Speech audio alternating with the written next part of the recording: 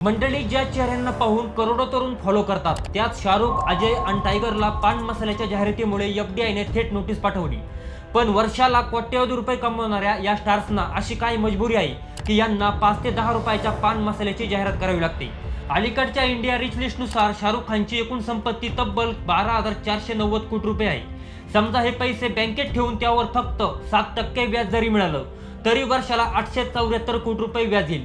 यावर 40% टॅक्स कापला तरी शाहरुखच्या हातात निव्वळ 524 कोटी रुपये शिल्लक राहतात। आता जर शाहरुखने रोज 10 लाखाच्या प्रायव्हेट विमानानं प्रवास केला, रोज 40 लाखाच्या हॉटेलमध्ये राहिला आणि दरवर्षी 100 कोटींचा एक बंगला विकत घेतला तरी त्याचा वर्षाचा खर्च 282 कोटी होईल। 524 कोटींमधून सर्व खर्च वजा करूनही शेवटी खात्यात 142 कोटी रुपये शिल्लकच राहतील।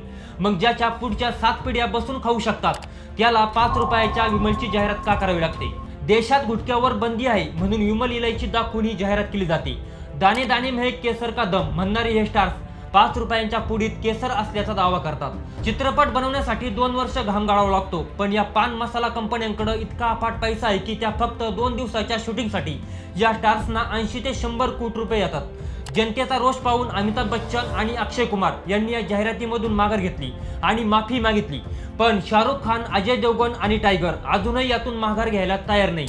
या जाहिरातीवरून आता एफडीआयने या अभिनेत्यांना 15 दिवसात स्पष्टीकरण देण्याची नोटीस बजावली। तर मंडळी, अवघ्या काही कोटींसाठी तरुण पिढीला कॅन्सरच्या खाईत ढकलणाऱ्या या जाहिरातीबद्दल तुम्हाला काय वाटतं? ही पैशाची हवा आहे की मजबुरी? तुमचं उत्तर कमेंट करून नक्की सांगा आणि आपल्या वेद.com ला सबस्क्राईब करायला विसरू नका।